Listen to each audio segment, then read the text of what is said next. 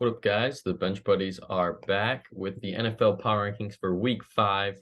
And due to Hurricane Ian, that's why the rankings for the last one came out so late. But before I get into it, make sure you hit that subscribe button, get us to 200 subscribers, where we will be doing that autographed item giveaway. But let's jump into it here at 32. We have the Houston Texans staying put. They were down 27-7 at half and really couldn't claw their way back into it to make it a one-possession game late. The Chargers really took advantage of that in the second half, ran the ball, kind of milked the clock a little bit. But Davis Mills is a good quarterback. He's getting some hate, but if he can cut down on his turnovers just a tad bit, maybe limit to one interception a game, this Texan team, really could pull off an upset. 31, we have the Panthers, and there is trouble brewing in Carolina. The Baker Mayfield project, it's not really looking like it's working out right now. DJ Moore possibly wants out of Carolina. Matt Rule is on the hot seat, but they do have a healthy Christian McCaffrey, and as long as he's there, they will have a positive sign of hope. 30, we have the Washington Commanders staying put. They lost in Dallas to Cooper Rush, but what that means is Ron Rivera is on the hot seat, and Brian Robinson is returning soon, very soon, and when he gets back, the running back room is going to be a complete mess with Gibson and J.D. McKissic having a good game as well. So there's three running backs that could be vying for carries, but Carson Wentz, if this team wants to get back into the NFC East, he is going to have to limit his interceptions. He's famous for throwing interceptions, but if he can limit them, this Commanders team, really could win some close games. 29, we have the Detroit Lions, and this is the highest scoring team in the NFL currently, and they're 1-3. Just unfortunate, can't get out these close wins. Last week, they lost to the Vikings by 4. This week they lose by 3, and they have the Patriots, which we don't know what quarterback's going to be going for them yet. And I think that's a game that they are looking that they can win if they keep scoring a lot of points here. But Goff is not the problem. This week he had mailmen as wide receivers, and Jamal Williams had a great day on the ground. But if this team wants to win, they need Swift and Amon St. Brown back next week. 28, we have those Seahawks beating the Lions. Went off pretty much in all aspects of the game. Ground game was great with Rashad Penny. Geno Smith had a great day throwing and passing the ball. And they're going to New Orleans, looks like, to get a winning record at 3-2. But can they do it is the big question mark. And we'll see if Geno can have a repeat performance. 27, we have the Steelers. Obviously, the big storyline for them is Kenny Pickett being QB1 for the rest of the year, pretty much, unless he gets hurt. And, he threw 3 picks. PFF said it was not his fault. I mean, the Claypool one is in his hands. Freiermuth got it off his hands, tipped. And then the last one at the end of the game was an interception, just because he threw a Hail Mary to try to, win the game. But those were the 3 technically incomplete passes he threw. And other than that, you got to be very excited if you're Kenny Pickett and a Steelers fan, looking to the promised land for time to come, but they have a tough test in his first true start on the road in Buffalo. 26, we have the Chicago Bears. Only scored 4 field goals. Fields threw it for, I think, a record 22 times this year. Herbert fills in for Montgomery pretty well, but they just couldn't get anything going on the ground. And really getting into the end zone. But they had their chances and just couldn't capitalize. 25, we have the Falcons holding off the Browns with the late game interception. And so you got to like what you're seeing out of these Falcons sitting here at 2-2 already. They are going to Tampa next week for a tough road game in the NFC South Division. But if you're looking for injuries, Cordero Patterson is heading to the IR for 4 weeks with a knee injury. So they're looking to Tyler Algier and Huntley to really form a committee while he's gone. 24, we have the Patriots, and they had a tough luck loss in overtime to Green Bay.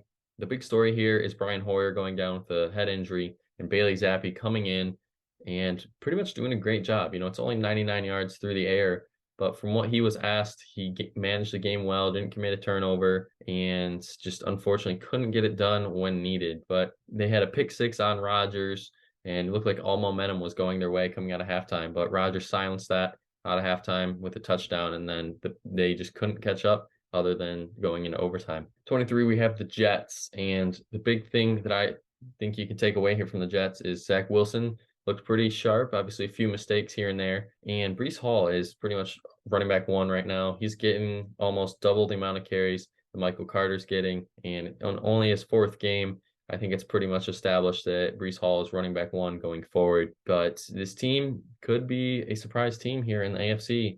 If, they get this win against the Dolphins this week, a lot of heads will be turning in the Jets' favor. 22, we have the Saints losing on the double doink field goal. Obviously, that's the big thing coming out of the Saints camp this week. But they did miss Alvin Kamara and Michael Thomas. And when you're without those two guys, it's tough to win. But, Jameis, who knows what he's going to do? Obviously, he missed the game with his back injury.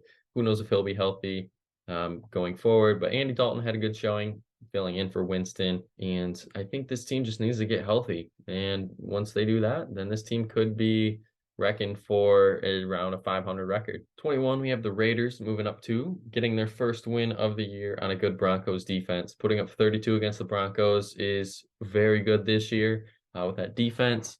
Devontae put up over 100 yards. Josh Jacobs as well with 2 touchdowns. And Derek Carr just, did what he had to do in the game. Didn't throw for a touchdown or run for one, but just, managed the game well. 20, we have the Indianapolis Colts. They lost to the Titans at home, and they are looking, for some maybe front office changes and a head coach change as well if they don't turn the ship around quick. Jonathan Taylor, he got banged up, but he's looking like he is going to play on Thursday. But if he does not, then I think they're just going to take the precautionary side of this. But if he doesn't play, Matt Ryan's really got to step up his play. He did throw for over 350 and 2 touchdowns, but it just doesn't seem like it's enough for this Colts team. 19, we have the Cardinals moving down after a win. And I think this is just in part that they just can't start games quick. They were down 3-10 at half, but obviously turned it around in the second half. But that's a big concern for me for the Cardinals when they're playing good teams. And they're playing the Eagles this week. So the Eagles put quick 14-17. I don't think this Cardinals team's coming back. And that's why I have them falling. 18, I have the Browns falling as well after the close loss to the Falcons. Brissett threw that late interception on the last drive. But other than that, he had a pretty solid day, managed the game well. And Nick Chubb and Kareem Hunt, obviously, are the big duo for this team. And once, they figure things out, can kind of get both involved more, because Hunt wasn't as much involved this week as previous weeks where they've won. But if they can get a good balance there and play their game plan, I think this Browns team could maybe contend for that AFC North if things go their way. 17, we got the Denver Broncos. Their loss at the Raiders. Finally gave up more than 20 points on defense, and they also scored more than 20 points for the first time this year. But other than that, Javonte Williams' injury is a huge blow to this team. Now they got to rely on Melvin Gordon, possibly Latavius Murray, and Mike Boone, but I'm not confident in that. Gordon fumbles a lot. Boone, who knows, could be a diamond in the rough, but standing Latavius Murray off the practice squad, he's a seasoned vet, so he'll give you some good touches, but it all comes down to Russell Wilson. 4 games in now, he's just ho-hum, just okay. And with all those weapons on the outside, he's really got to turn it up. 16, we have the Tennessee Titans. Close win at the Colts. This week they got the Commanders, so looking to get over 500. But Derrick Henry, obviously, is the big storyline. If he does not have a good game, this team is not going to win. Simple as that. But maybe they turn to Malik Willis halfway through the season if things don't go their way. 15, we have the Giants moving up a lot here, 9 spots. And this is in part to them just keep winning and other teams just keep losing. They're 3-1, have a tough task with Green Bay in London this week. But if Saquon has another great game like he's been having, this Giants team can contend in almost every game. Daniel Jones, though, will probably have to throw more this game against Green Bay. And I think if he just does not commit a turnover, I think this can be a lot closer game than I'm anticipating and probably others anticipating as well in London. But the Giants, you got to give them credit where credit's due. 3-1. It's not common this year in the NFL. A lot of teams are at 2-2, which I believe is 16 total teams. So the Giants, obviously, the shocking team after first 4 games this year. 14, we have the Jaguars staying put, and they were, looking like, oh, they might pull off this upset real quick with the quick 14-0 lead after the first quarter. But at halftime, they were down 6. And they had 5 turnovers, which proved, that this team still has a lot of growing pains to go through. They are a good team, but if they limit those 5 turnovers, this could have been a whole different game, possibly get a win there in Philly. 13, we have the Bengals moving up after a Thursday night football win against the Dolphins. They're finally playing like the AFC champions of last year. T. Higgins has emerged as wide receiver 1, it seems like, for the first 4 games. Jamar Chase is still having a solid season, but T. Higgins has looked like the clear-cut number 1 option right now in this offense. Joe Burrow, he's playing well. He's getting protected.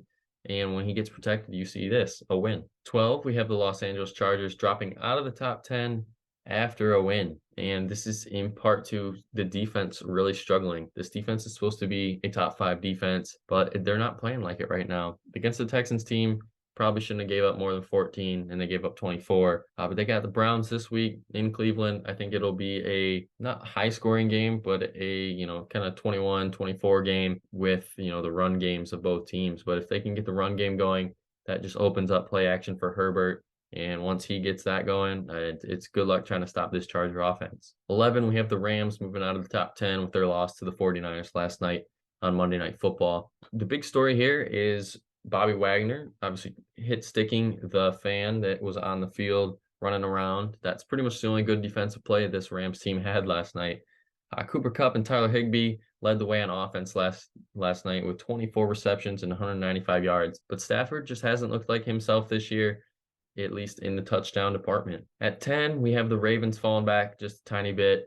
And the big question mark and statement, kind of just whole thing here for the Ravens is, why did they go for it in the fourth quarter to take the lead? Well, I like the call personally, and you got Josh Allen sitting on the other sidelines knowing, all right, he's either going to go down and rather win the game or send it to overtime if you get the touchdown there. But, obviously Lamar threw the pick, so then they got an additional 22 yards, started their own 25, and obviously went down and kicked the game-winning field goal. But sometimes you got to take those chances, and I respect John Harbaugh for it. Taking the field goal puts you up, but it's Josh Allen and company. We've seen it time and time again where he just goes down and scores a touchdown to win the game. At 9, we have the Niners jumping into the top 10 for the first time this year. They held the Rams to just about 250 total yards on offense with 57 rushing yards. Debo had a great game, broke out for that huge reception and touchdown. I think it was almost a 60-yarder. And Jimmy G is just playing how he normally is, just really managing the game well,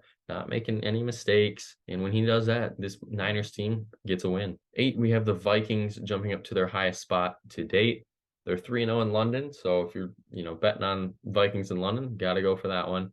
Greg Joseph had a good day, going 5 for 5 on field goals with only 1 missed extra point. And Justin Jefferson obviously had another breakout game like he did week 1. 10 receptions, 150 yards, and a tutty. But Kirk Cousins, playing like Kirk Cousins football here, very consistent, almost 300 yards a game with a touchdown. Jumping into the top 10 as well, we got the Dallas Cowboys with a win over the Commanders, a very convincing win with Cooper Rush. He's 3-0 this year, 4-0 all-time as a Cowboy starter. But I think the only thing that you can take away from this is that Tony Pollard just did not play. I think that's the case.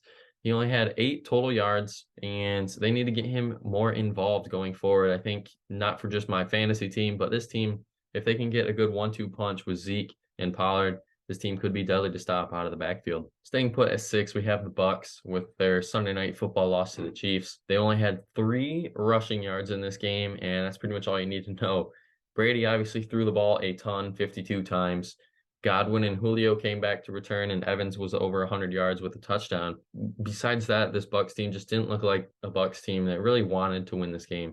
The defense was behind early, and Brady always had to play catch up, and that's kind of why they had 3 rushing yards. But this team looks for a good rebound this week against the Falcons. Starting the top 5, we have the Dolphins dropping out of the number 1 spot, 2-5.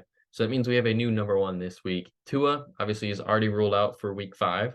He had his second concussions in 5 days, and I think they're going to play this one the super slow way. So that means it's Teddy Two Gloves time to step in. Last week, he threw the interception late, which halted their chances of a comeback. And it really was a 15-20 game at the time, and they could have came down and won the game. But, Bengals scored within the last minute to make it look like it was a lot worse than it was. But it wasn't. And we're going to see how Teddy can do this week in New York against the Jets. 4, we have the Chiefs moving up a spot after their win in Tampa. They hold Tampa, obviously, to 3 rushing yards. Forced 2 key turnovers at the time to halt that Tampa comeback. One was, I believe, in the first half where they were only down 4, and then they got a turnover there. And Mahomes, obviously the flick pass in the touchdown. I mean, what can't this guy do? He's right now probably top 3 quarterback this year, and he's not 3 or 2. And he's just proven that Mahomes again and again is just a really good quarterback and looking like a top 10 quarterback of all time already. 3, we have my Packers staying put. And, I was tempted to move him down, but I just couldn't do it. I just couldn't do it because, it's just Rodgers football. He gets it done, has the worst first half pretty much in his career, the pick six and the worst passing rating in his first half. But what does he do? He leads a game-winning drive, win on a last-second Mason Crosby field goal, and still comes away with 2 touchdowns in the end. So Rodgers, as long as this team has Rodgers, they're going to be fine. The NFC North obviously is either theirs or the Vikings right now, it's looking like. And I'm just excited to see this team play at 9:30 in the morning, see how that's going to go for the Packers. At 2, we have the Bills staying put with their close comeback from behind win in Baltimore. Down 20, came back and won this game. And they got that 4th down stop in the red zone where the Ravens decided to go for it instead of kick the field goal, which proved, the big difference there. The Bills obviously won this game because of that, and they held Baltimore scoreless in the second half, which resulted in, a huge comeback here. Josh Allen needs to clean it up a little bit. Only, like 52% completion. He needs to get that up to 65. And I think this game could have been a lot worse for the Bills, but they turned it around just at the right time. And at 1, I'm finally giving the Eagles the #1 spot, just to the part of the comeback and holding Jacksonville to 7 points in the last 3 quarters. Miles Sanders had his best game in a very long time with over 100 yards rushing and 2 touchdowns. Biggest question from this team is who's going to be the wide receiver 2? Will it be Dallas Goedert or Devonta Smith? Jalen Hurts obviously had a great game as well with over 200 yards passing and 38 rushing yards and a touchdown. And he is just, doing his thing, balling out. Nick Sirianni is letting him do his thing.